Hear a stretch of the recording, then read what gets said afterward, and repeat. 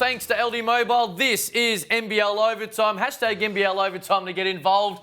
And we're excited because for the first time in over 20 years, basketball, NBL regular season action, once we're done in Launceston. We can't wait for that. There's basketball every night. But because of that, we've sent Corey Homicide Williams down to Tassie to get everyone raised up. So we've replaced him with another MVP. We talk of the GOAT. Andrew Gates, hello, buddy. Thank you very much, Eric. Very excited to be here and join the show.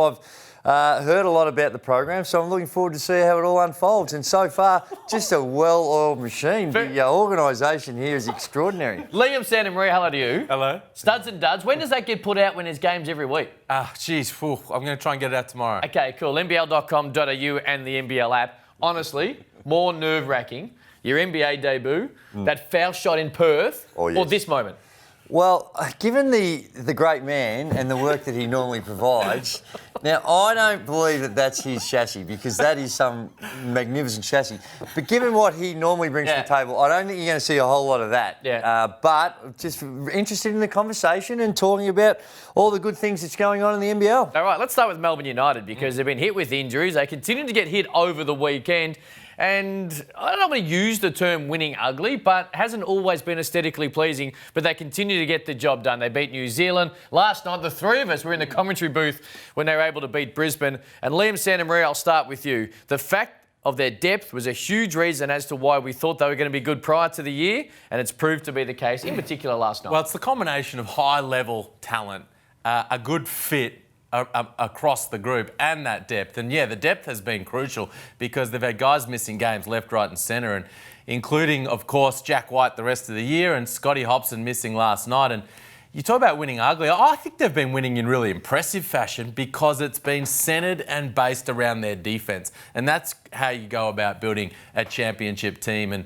And they also got things humming offensively last night against the Bullets. And Jock Landale playing at an extremely high level. Mitch McCarron doing a terrific job at the point spot. And guys coming in like Uday Bubba and giving terrific production off the bench. So they're on a 7-game win streak, up and about and back on the top of the table. They certainly are. And that man on your screen right there, he's been very good as well, McDaniel, and just going up with the two hands, if you don't mind. But he's been able to hit the perimeter shot. I think on the defensive end, as you mentioned, Liam, they've been very good. And Mason Peatley has been a great DP. I mean, when you talk about a player coming in as DP, he certainly doesn't play DP minutes and have DP impact. But I think that if I had been Melbourne United a couple of weeks ago when Jack White goes down, if you want to continue to have that margin, I thought that they might be pulling the trigger on an input and seeing what they do. And now I know there's a lot of challenges with quarantine and get the players in here.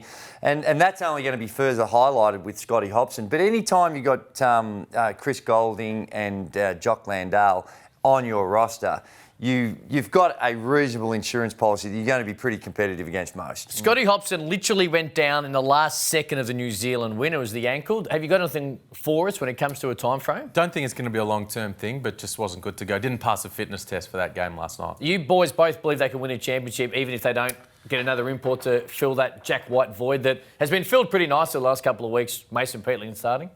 Yeah, I do. Yeah, I felt similarly, and it was a bit of a wait and see. Well, let's see how it's going to go with filling from within. But particularly, I think Joe Luala-Chul is the one. I mean, Dave Barlow and Mason Peatling are the guys that can hold the fort and give some good energy in different ways. But Joe Luala-Chul, I think, in crucial minutes, is the guy that's going to be able to keep ticking the scoreboard over for them and have that length around the rim to bring a bit of rim protection that Jack White brought. So I think at this point the play would be lock this group in and make a run for it. I think they're going to...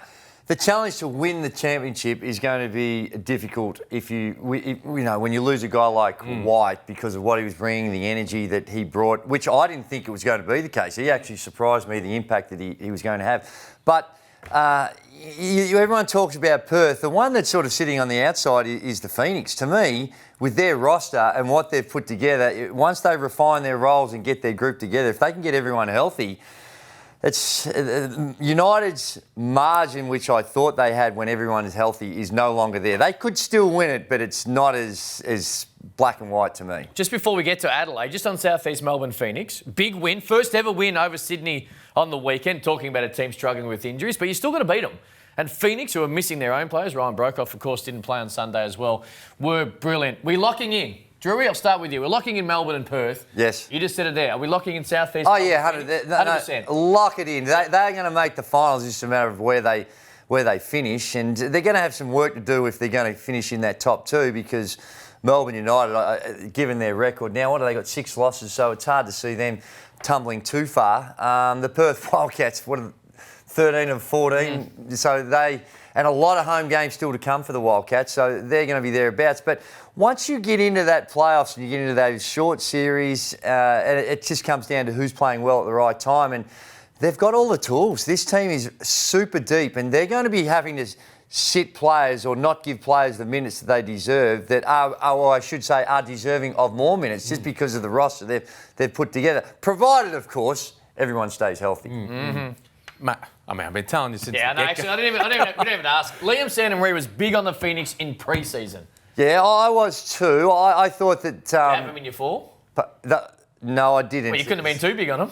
Well, I wasn't as big as what I saw once they got Brokoff, and Ben Moore's proved. I think he's turned into an exceptional component to what they're doing. Doesn't get the accolades, but plays his role magnificently. And that was a really impressive win, I felt, in Sydney. I mean, I think they should have taken care of business in Wollongong. They had that game and were, we should have got that over Illawarra, but they hadn't been to Sydney ever, and they went in and took care of business against a team that's been playing pretty well. So, no, they're well and truly up and about. That's interesting. I actually think that game that they lost, with that huge run for the Hawks, is going to set both Phoenix on the right path. I think Simon Mitchell might use that as a perfect example at different times where you can't relax in the league. And I think it's going to set the Hawks into playing much better basketball since that. I reckon that game will be one we'll look back on later in the year and be able to pinpoint, for differing reasons, 2 teams, if they play well, which I expect them to, both of them, in the latter stages of the season, one we can look back on and go, you know what, this game actually set both of these teams up, even though the Hawks got the win. All right, before we get to Sydney, I want to talk about Adelaide, because you may not know this, but when it comes to NBL overtime, I do everything. Okay, including... That's not the evidence that I've seen so far today, but... Including making sure that Josh Giddey, of course, a young man you know the family and personally very well, and he's in fine form. So I made sure he was sitting over your shoulder, and he's come straight back out. He's full of confidence. We're going to talk about Isaac Humphries. He's not too far away. This was a huge win. Brandon Paul is getting better. Can they make the playoffs? Can they make a late push ball? No, I don't think they can, but I think that they're going to be knocking on the door, and particularly if Isaac comes back. And just having Isaac back is not enough. Isaac needs to come back in the same vein of form that he was before he went down. The encouraging sign, I think, maligned player has been Keanu Pinder. He had his best game of the season in this one here. Knocked down a couple of threes, which I don't think is his bread and butter, and I wouldn't encourage it, but he did knock him down. But his athleticism around the basket is something that they really needed. And DJ Johnson was just exceptional again. And Giddey just plays with a poise. And when he can start knocking down that 3 ball like he has in more recent times, they become a real tough proposition, and they're playing this very controlled tempo. And as such, with most teams wanting to get out and run, you take the wind out of the ball, they get ahead, they're always in game. So they're going to be tough to beat, but I think they've dug themselves just a bit too much of a hole to catch up. We traditionally used to have a segment on this show called Yes or No. It hit a little snag, so I've just rested it for the time being. But yes or no, Josh Giddey, has he surprised you with his ability to come in and contribute to this level straight away? No. Excellent. That's all I need. Liam Santamaria, before I let you go, Isaac Humphries, how far away are we? Do we know? Very close. Okay. Yeah, I think probably not on court this weekend, but probably likely, I think, for some minutes the week after, which is exciting for Adelaide fans. And I think I agree. You know, that's not a team that's going to make the finals, but I think you've got to really tip your hat to Connor Henry and the job you talk about much maligned. He's copped it left, right and centre this season. Well, what are you doing with Donald Sloan and Josh Giddey? Or what are you doing with Brandon Paul? All of those types of things. But this is a team for me that's overachieved. And I looked at this roster at the start of the season and thought, well, that's the last place team. They're going to take out the wooden spoon. Oh, gee, I didn't go that far. That's how I felt. Yeah. But what he's done with the roster and the way he played Daniel Johnson and Isaac Humphries early doors and put them in positions to succeed. He's got Daniel Johnson playing, averaging a career high points per game. He's got Josh Giddey playing at an outstanding level. And he's got the team playing a style and a tempo that gives them the best opportunity to win games. You know, he's saying, look, we need to be a grounded out defensive team. Sunday Dech is going to lead the way in that regard. And he's, you know, maybe he could have done some different things with Brandon Paul at different times. Who knows? Different coaches can do different things. But that team's, I think, done way better than I expected. And as a result, I think he's done a terrific job. Yeah, I think they were always going to be good because they had good talent. But you're giving Conor Henry a lot of credit. And I agree with you. I think his distinctive style of play and the way in which he's trying to control the tempo, build it on his defence and slow the game down.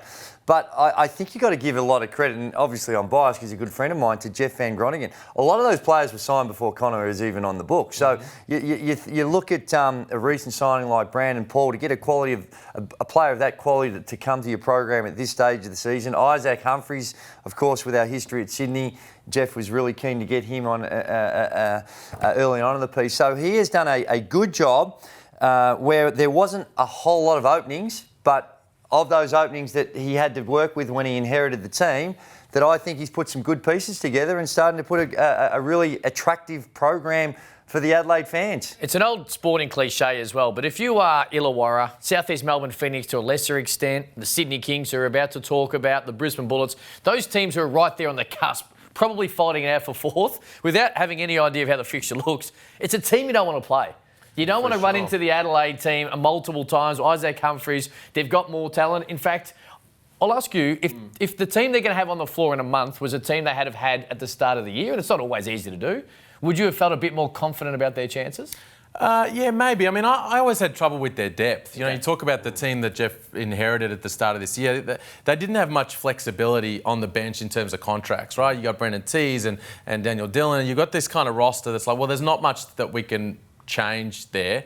But look, as I said, they've been much better than I expected. And you're right, that's not a team you want to come in and play, especially in Adelaide where they're getting great support. The fans are up and about. Sunday Dech is going to make your best player's night really difficult. Daniel Johnson can put up points. And, geez, they just beat Perth.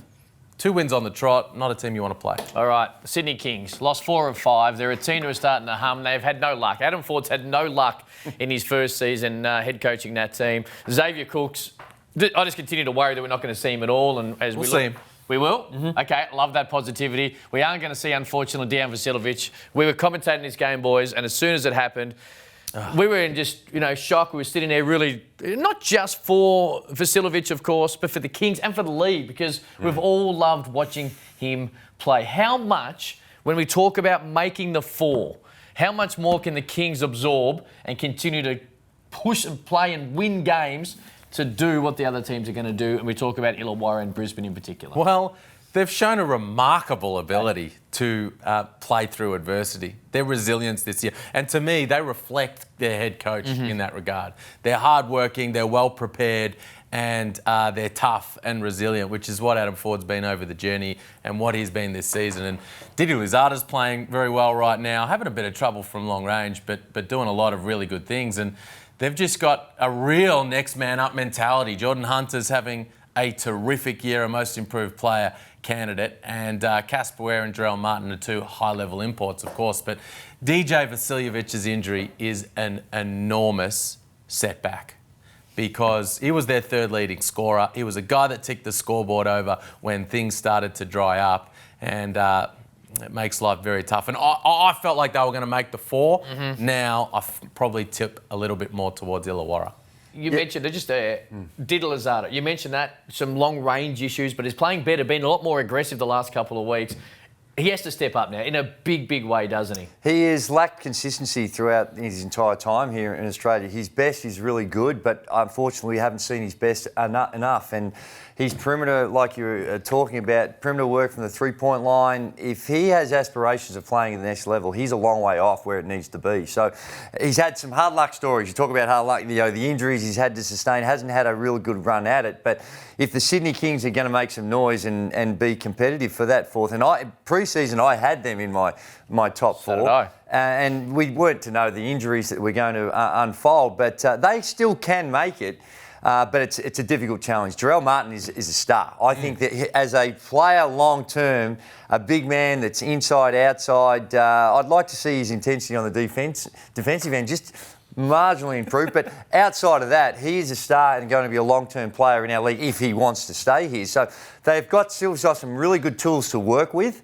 And how they get it together, they were disappointing in the last round, but there's still plenty of time for them to make up some ground, and they're right there in the mix, but with very little margin for error.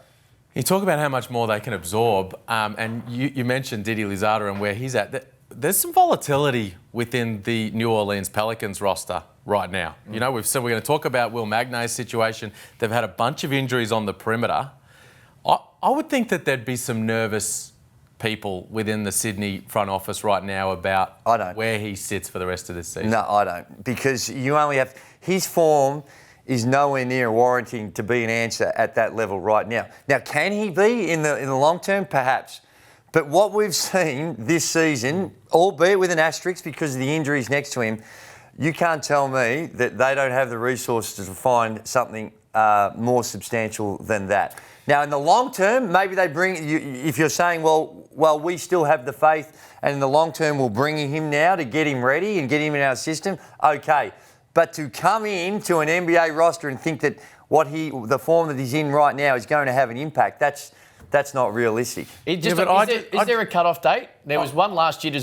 We probably had a bit of a better idea of the way the season ran. Do you know if there's a cut-off I don't date? believe there is. And I just feel like maybe 4 or 5 weeks left in the NBA season. This is a guy that they drafted and have had him stashed overseas as a chance to bring him in and say, all right, well, let's see what you can do for us and give us a look. Absolutely. But if you're saying, do you think he can have an impact right now? No. But if you're wanting him to invest because he's been a draft pick and we're looking for the future, and what have we got to lose right now?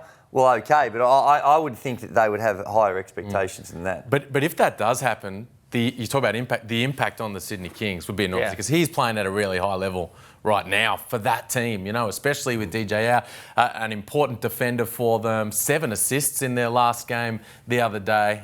So that they would be really hoping for the best for the young man and all the opportunities, but also that he will stay. Well, on that same thing is what's happening with Brad Newley. You know, his minutes have been spasmodic throughout the course of the season, and I think if they're going to make a charge, he's another one that just trying to find the exact role and how he's going to be used, because it has been a little up and down in the way in which he's been used, and we saw early on in the season he was really, really good, and more recently it seems there's been a little bit of inconsistency on his behalf, but also with the minutes that he's been getting. I won't lie right now, boys. I feel like Dr. Cam Luke, because all I'm doing is reporting on injuries.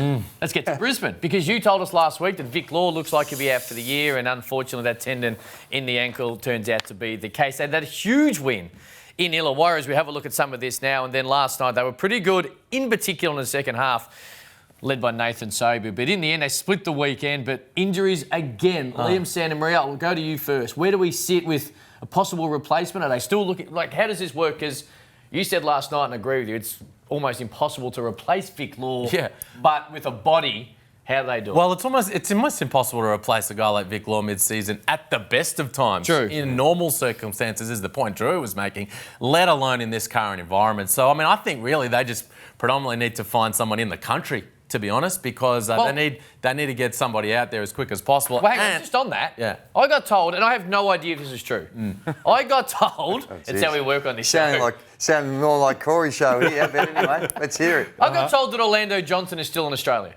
Okay. Now, is it out of the realms of... Now, if he won, he may not be, but if he is it out of the realms of possibility to get on the phone? And I understand when these situations happen. I have no idea what the relationship ended like. Yeah. But, to give him a call and say, Orlando, can you come back? Well, I also got told that Dane Swatella was in the mix. A guy who's been playing in the NBL 1 for a period of time, and whether that hasn't seemed to have got over the line. So we wait to see how that's going to play out. Meanwhile, they're just trying to put their best foot forward and win games, and they did that in the Gong. They weren't able to do that in Melbourne last night. Lamar Patterson showing signs that he's in a little bit better nick and he's going to bring something to that team down the stretch. But I just fear that we're going to see another season now with Vic Law out of Brisbane getting close, but not quite there. Hey, am I saying, is this too far to say this, okay? Probably. I want some type of public comment, be it Brian Goorjian or Basketball Australia, as to why Nathan Sobey is not in the Boomer squad. Because he's the second best player in the league. That game He's the second highest scoring player in the league. In NBL 21, he's the second best player in the league. I understand he's the second highest scorer, but he will finish, based on what we've seen so far, he'll finish second in the MVP. That's my opinion. I think Cotton... I don't think so, no. Really? No, not out from outside the playoffs, no. They would have lost by 40 last night if he didn't turn it on in the second half. Yeah, he's been huge.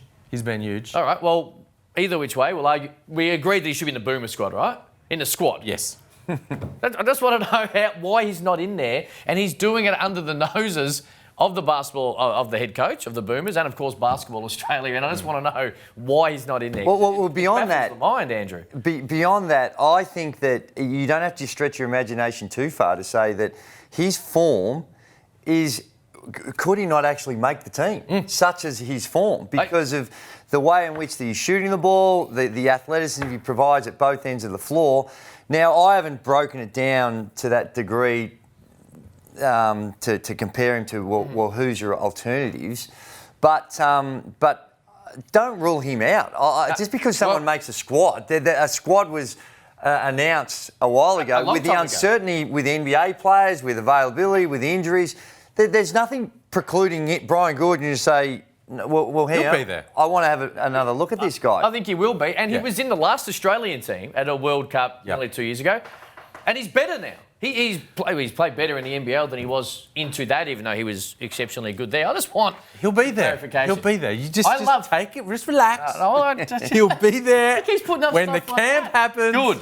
I'm sure Nathan Sobey. Well, you know what? Andre Lamar must be like, geez, I hope they don't announce he's back, because he's on a mission right now, and everyone's claiming it's because he got shafted in that selection process. So he might be thinking, well, yeah, maybe after the season, then announce that he's coming back in, because he's trying to make a statement. He's making it very well, if in fact that has been a major motivating factor, which I think there's a little bit of mayo on that, really. It always fits the narrative nicely, but we love what he's doing. Will Magnay will be at the Boomers camp. He will not be in a Pelicans jersey in the NBA for the rest of this season, and he won't be in an NBL jersey either, even though a couple of teams have come calling with the announcement in the last 24 hours or so. Yeah, well, we woke up, of course, to the news that he'd been waived from his two-way contract by the Pellies, and the follow-up reports from Olgun Ulick at ESPN reflect what I've also been hearing, that he's going to stay over there. NBL teams have been blowing up the phone, as you would imagine, but he's going to stay over there. Needs to get a little work done on his foot and ankle, which have been troubling him. But I'm hearing that the Pellies really like Will Magnay. They want to keep him around. They want to see him at Summer League this year, and that they've treated this year as a bit like a redshirt freshman for him. Come in, get a little taste of it. Let's get you within the program and keep you around for a period of time. So I don't think we'll see him in an NBL jersey coming back, but hopefully he can get his body right and have a really big crack at Summer League. Did every team call him? Well, I don't know about every team, but close enough. You would think so, right? Every team would want him because he's such an impact player, and I didn't see a lot of it, but I saw some clips of him when he was in the G League over there, and he was knocking down jump shots and looked like he was continuing to make some progress on his own individual development. So, to me, the way I read it is this is just an unfortunate victim of circumstances with injuries within a squad to why this has happened. So I'd be surprised. The fact that he's staying over there, I'd be surprised if it wasn't well communicated to him that we've still got a bit of love for you. And this is just more about the current moment. Stick around. We're going to take care of you. We're investing in you in the future. Otherwise, he probably would have come home and said, righto, ta-da, this hasn't worked out. When it comes to shooters and great shooters in the history of the NBL, do you know who, pop quiz, has hit more three-pointers than anyone else in the history of the league? Well, you told me last night that I had, so I believe you were right yesterday. I don't... very rarely wrong. Right. Unless someone hit 1,700 threes last night that I missed. But I will say this: my numbers was purely based don't give me on this. longevity. Please. Rather than, Give me a That's not what spell. you said in the pre-production. Come on, mate. was there one? Do you have one of those? Either which way, Tyler Harvey is one of the great shooters in NBL 21. Brian Goorjian had this to say about where he sits and some of the great shooters that he has seen. It's very high praise from a man who's been around for a long time, Liam Santamaria. Well, he was asked specifically, and yeah, look what he said. Put him alongside CJ Bruton and Shane Hill as far as shooter and a scorer, and he of course says that's a very, very high class of play. Not saying the overall players are at the same level, but as far as scoring and shooting, and it's no surprise to see him heaping that level of praise because he is an unbelievable scorer, a unique scorer with his ability to hit tough shots from long range, get in the lane, his floater game, as Hammer said over the weekend, is the best we've seen in this league ever. Well, I think you need to go back to the tape because we have very short memories when it's what. Well, who's had a better floater than Tyler Harvey? Oh, from a floating standpoint, yeah, but I'm talking about what Brian Goorjian's saying, comparing him to those other players. quickly- He's got a long way to go before he gets into the Shane Hill category, please. He's been here, 15 games or 20 games? I mean, give me a spell. Shane Hill and CJ, and there are many others that you could also put in there. And really, he's still got a long way to go before you... Rodney Clark wasn't here long, but that boy could shoot. I mean, he could fetch purely from a shooting standpoint. Now, he is great and I love him to death, but... This is the shiny new toy. It is a shiny new toy. It's a fantastic toy that looks exceptional and hopefully will be around for a long time. But it's got a long way to go before you get into that category. Just to clarify, it was who Gorge has coached. Yes. Okay. Yeah. Well, So just making they're sure still the guys. They're still the guys. agree. Yeah. Two of the absolute all-time Absolute greats. all-time But I greats. tell you what, how fun is this guy to watch? Oh, and, yeah. And right now, he's been enormous for that team. I mean, they've had such a rough schedule. Yes. Right? They had 3 games. They're all at home, but 3 games in 5 days. Now they've got to go to Perth, then come back and play Melbourne United. Yes. They're the team that after the Cup went home and then immediately came back and played Melbourne at John Cain Arena. They've been everywhere, man. But I tell you what, Tyler Harvey is a guy in big moments is hitting big shots and making big plays and getting them over Well, the you line. saw when he was hurt and he wasn't available, the team Forget about had it. a whole different look about it. So he is extremely good. Love watching him, and he's an outstanding talent. It's just a beauty to see those guys that can shoot it.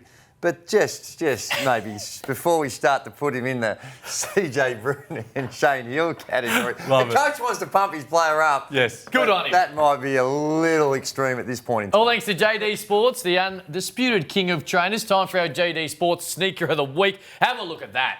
Ooh. Oh, have a look at Oh, that. hold on. For This the- is hang on. firstly here. Yeah, well, there you go. What's Clint Steindl running around here? He ran a little Puma there. Is Puma. Puma Clyde All-Pro? Is Yes. this Clyde Drexler or Walt Clyde Frazier? What have we No, got here? that'd be... actually, that's a good point. I guess it's Clyde Frazier. He was Puma. Yeah, well, If there you go. back- There we go. Old school Clyde. We wound, this is what happens now, retro, and they've wound it a long way back. It's a Okay. nice kick. And it leads to this, all thanks to JD Sports. More serious heat for the ladies with the Air Jordan 1 mid barely rose colourway. Have a look at them. Do not miss it. I'll tell you this right now, all the ladies right across the country dropping this Saturday at selected JD stores and online to get your pair to find out all the latest on the release. jd-sports.com.au. Is JD, are they stockists of the gays brand? Did JD dabble with that sort of entry-level stuff that's really high quality, that's as good as the other big boys, but just at a much more affordable price? Well, I've got an idea. What? How about I give you the number and you call them and you do the deal? No, Next thing you know, we've got the Gazers in JD Sports. They are the undisputed king of trainers, and there is no doubt that your footwear is a great trainer. Have we got the Gazies on any of the NBL guys? Not at this point Josh in time. Giddey maybe just give them a little... No, he might be able to. He might command just a few more, a bit more incentive to actually wear the Gazies. But Now- but Peter Hooley's a chance in the NBL 1. He's keen to run with the Gazies. Now, we're almost out of time. We've got to get to Launceston in a matter of seconds, but your favourite memory of you playing in Tassie, you got one? But mine was a funny one. One of the funniest things pre-season was when we were down there playing in the Kmart Classic, and where all the teams went, or not all, some of the teams went down there. You got 20 seconds. And Warwick Giddey was there, and a fan come out and dacked him. And the middle Oh, no. came out and literally pulled his pants.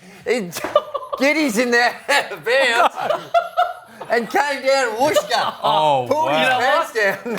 On that note, we're getting out of here. The Wildcats and the Breakers moments away. You're going to get your Corey Homicide Williams fill as well. Thank you, Andrew. Appreciate it. Later. Good job, Drew.